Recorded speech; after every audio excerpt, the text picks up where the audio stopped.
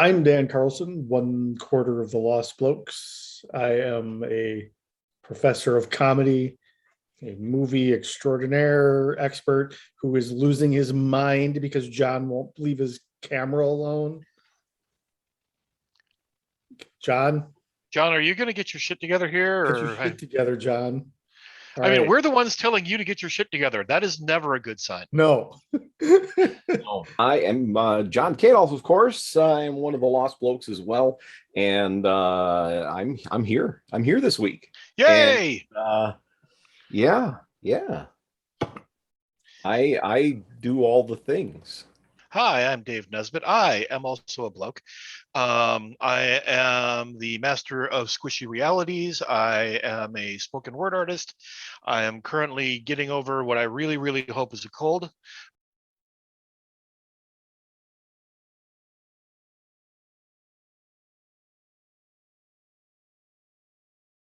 Dave?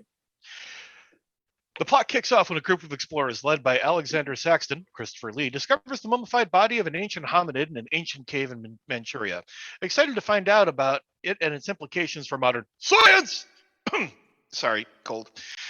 Saxton arranges for it to be shipped to England via the Trans-Siberian Express, where we get Cossacks and we get Chinese thieves and we get a whole bunch of other weird shit. And then we get a Russian lady with a dog that doesn't like his fucking thing. And then we've got Peter Cushing as Saxton's rival, but they have to work together because now the thing is sitting around there, and anytime somebody looks at it, the next thing you know, it takes control of their body, and nobody quite knows who actually has that particular thing in them.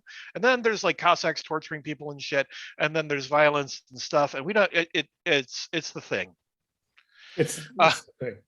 Okay, but basically take that plot line, move it back about 10 years from where the thing was, make it more of a British horror film with kind of a hammer horror thing going on, including, a woman who's faking a really good Russian accent but looks hot as fuck.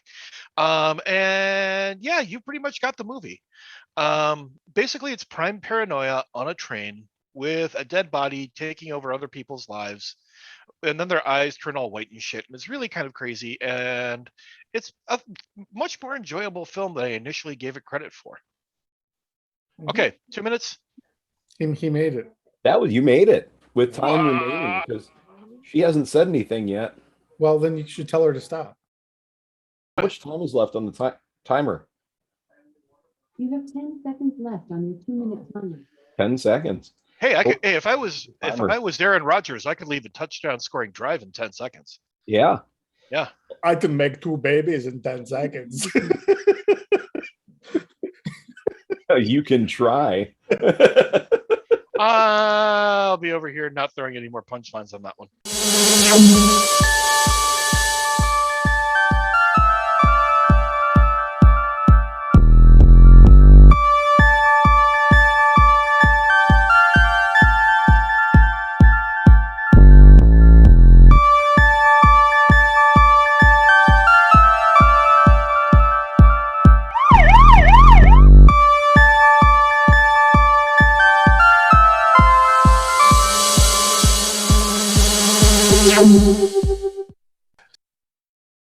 Oi, mister!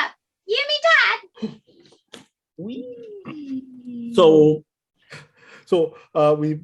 I watched a horrible horror movie last night and a really good one this afternoon. Okay. The really horrible one is called Halloween Kills, and the really good one was called Horror Express. Yay! Yeah. Horror Express, I mean, it turned out it suffers from a lot of, shall we say, 70s editing and tropes, but you can definitely see where it had the impact on a few other films, because I'm like, hey, Hammer Horror Films does the thing. Something that's interesting that I found about, or interesting that I realized as soon as I started watching this movie, is that the movie is featured in last year's Creep Show, one of last year's Creep Show episodes. Where a dude wearing VR can step into movies and become a character in that movie and interact with the main characters. Now, of course, that all that took for whoever made that was some editing that was kind of interesting, where interaction seemed like it was with him instead of the actual characters. But there's that. And then the soundtrack, the music. I had Yeah. to actually look it up because I thought at first that it was the same composer that did the 1970s Dunwich Horror, because it was very reminiscent of the soundtrack from that movie, but it was not. Yeah.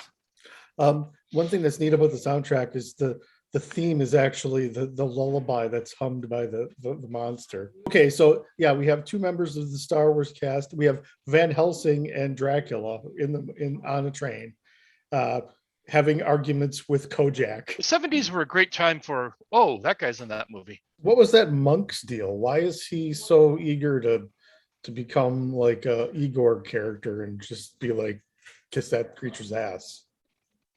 Well, I think that part of it is that he views it as being something that's either a connection to, if he, like a connection to the divine or a connection to the profane, but it's still something that's Ooh. otherworldly and holds him particularly well in place. So Yeah, he was more like a Renfield character, I thought. That's what I said. I No, mean, you that's said also Igor.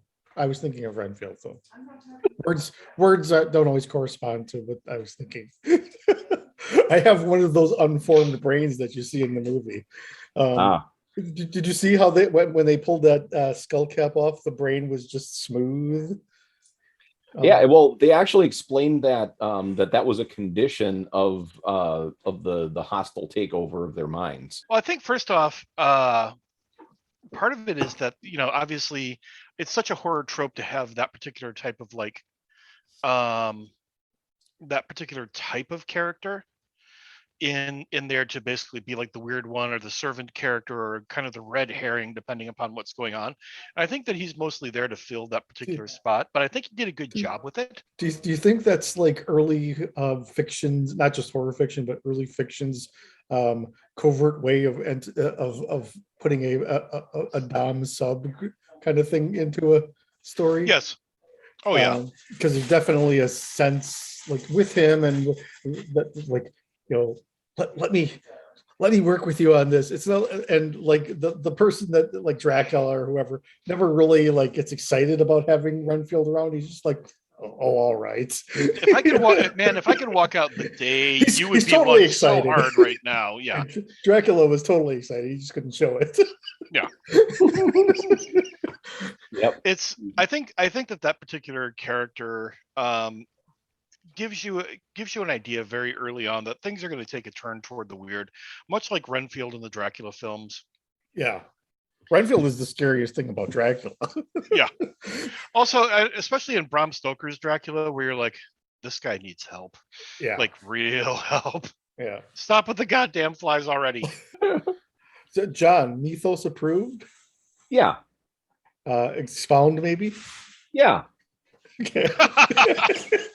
I would say, it's definitely Mythos approved because of the fact that it's an otherworldly kind of power that is in that corpse, and it utilizes humanity for its ends. Fairly normal kind of people are involved in investigating and figuring out what's going on, and it definitely spells doom. Mhm. So yeah, I would say definitely Mythos approved. It fits the criteria. I really liked when they looked into the telescope or the microscope, saw scenes in the blood of what the creature had seen. Like, Yeah. oh, this was a fucking brontosaurus. Yeah. Oh, this is the Earth. This isn't just a map. This is a shot of the Earth. Yeah. I would be so and irritated if that was my superpower. Yeah. Oh man, people constantly sitting there with their fucking magnifying glasses staring at my like, will you leave me alone already? Yep, it's Nesbit. Okay. By the way, those types of contact lenses are extremely thick and painful. They can only be used for like 30 seconds at a time, which is why I think you only see them like a close-up shot of someone real quick, and then that shot's done. I also think because we don't see a whole bunch of people with them in their eyes, I think they might be using the same lenses over and over again, which is probably not too clean. Yeah. You got to imagine that they were made out of glass. Yeah. You know, it's the Or film came out in asbestos. 19. Or asbestos. She's got No. asbestos eyes. Oh, it's gonna be one of those days. All right, we're rolling. Cool. Yep. Good acting all the way around. Yeah, everybody Yeah. in this film is clearly committed to really bringing it all off really well, which is something that I like. I mean, let's face it. You look at the cast aside from Christopher Lee and Peter Cushing, everybody else in there is a total vet, and they are just absolutely having a time with it. Kojak really steals the show. Well, yeah. He commands the fucking room. He's got Christopher Lee and Peter Cushing there, and he's like, "Off with you, get fucked." It's like, this is my scene now. Oh, look, you're such quiet, reserved British actors. This scenery is so tasty. Yeah. Then the You know, monster. Oh, go ahead. I was going to say, there's only 2 entities with the name Telly that I've ever known of, and that's Telly Savalas and Telly Monster from Sesame Street. Both the same. Oh, yeah. But I haven't heard of anybody else named Telly. Well, like, comment, and subscribe if your name is not Telly. Yeah, and if your name is Telly, then telly me I'm wrong.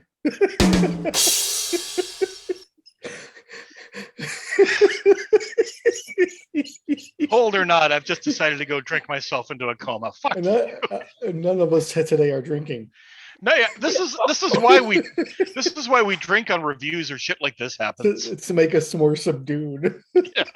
But I mean, it follows a lot of the same sort of like cosmic horror principles that you get from an H.P. Lovecraft or Robert Bloch. The idea of this creature that comes along that exists in this sort of blue and orange morality and just wants to do its thing and then fuck off from our world because clearly we're way too boring for it. Christopher Lee talking about evolution, like, it's matter of factly, and the woman gets like kind of offended because she's Christian and she thinks evolution is evil, and he's like, evolution is a fact. It doesn't care about good or evil. It's not moral. It's a fact. It is all about science. Science. I just like how Christopher Lee is so, and I love the fact that he delivers all of this with a straight face. But I mean, at the very beginning, when the guy is trying to get a bribe from him and all that, he's just not getting it. Man, everybody's just trying to get it. First of all, everybody was being nosy as hell and wanting to see what was in that crate. If they had just, hey, what's in the crate? What is this in the crate? Is there another thing in the crate? Hey, come on! I'll What pay do you got in the crate. Here's a nickel. I'll give it to you if you drill open the crate. Yeah. What's the worst thing that could happen if you open the crate? Yeah. Not opening things is like the key to having a no movie. Yeah. So, or having a different movie. Like if dude had not opened the box at the end of 7, it would have been at the end of the movie would have been different. I got an idea for a movie. I don't know if it can be actually turned into a movie, but it would be an interesting discipline to try to pull off a non-horror movie in which a monster is in the crate, but nobody ever opens it. That's why it's a non-horror movie, because it doesn't get opened. So it's a comedy. We basically have like cats sitting on there and they'd be looking at people who would be like, hey, I'll give you $100 if you show me what's in the crate. Bitch, have you not seen a horror film? We are not opening the crate. And there'd be cats sitting there holding like, a really, really large pistol. Like, no, you do not get to open the crate. Go away. And then there'd be like us sitting in the bar getting drunk going, hey, I wonder what cat's up to. I'm sure that they're up to something interesting. And so that everybody knows what we're trying to do, because otherwise it's just not even it doesn't. We have to show we have to push into the crate and show the creature and then show its brain of where it came from and like thousands of years ago and all that stuff, and then come back out and then go back to our normal movie so that they know what we didn't experience because we didn't open the crate. Yeah. I liked it. It's not a movie I would have chosen. It's not something that was even on. I mean, I knew it existed. It wouldn't have been on my radar to watch. It's more of a Carrie Stello movie. Yeah. But, I enjoyed it. I would even watch it again. Unlike that Halloween Kills movie that I fucking hated last night. Yeah. So press play And press play more than once if you're inclined. I enjoyed it. It was good. It strikes me it's a press play for me as well, but it's one of those ones where I sit there and it reminds me of days of sitting around and watching Hammer horror films on UHF channels, just chilling out on like a Sunday afternoon.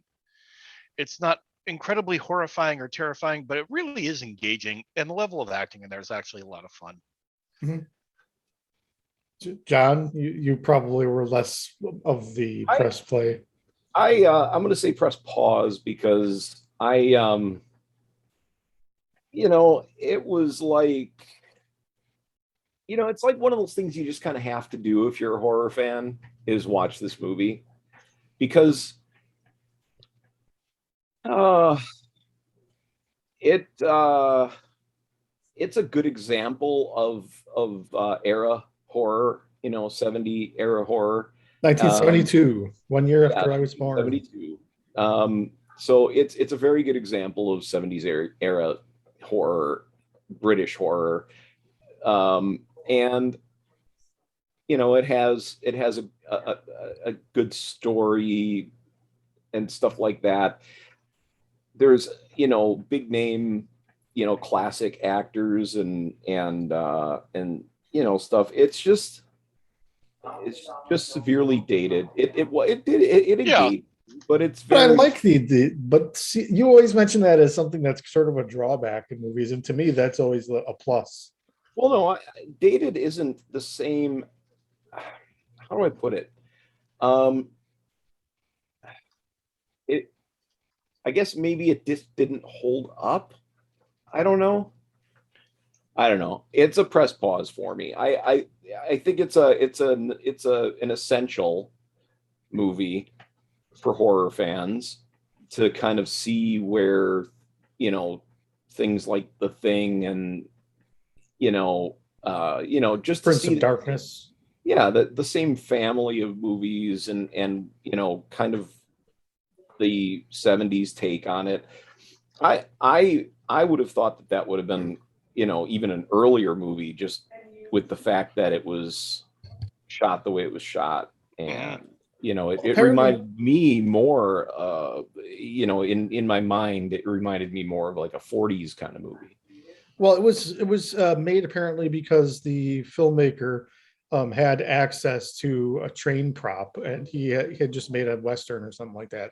And he's just like, well, I got this train now, so what can we do with this? And then he also owned some short stories.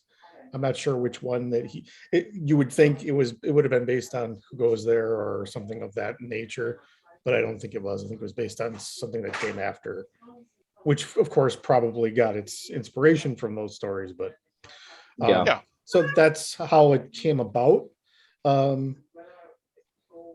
I feel almost like it's John Carpenter, but it's a John Carpenter movie, but the monster looks like the Wolfman thing from Big Trouble in Little China, with the red eyes and the hairy hands. Yeah. Thank you. I was going with that in my mind. Yeah. So I mean, like I said, I didn't hate the film. I didn't think it was bad. I didn't think it was acted poorly or directed poorly or anything like that. It's just, it was just not your cup of tea.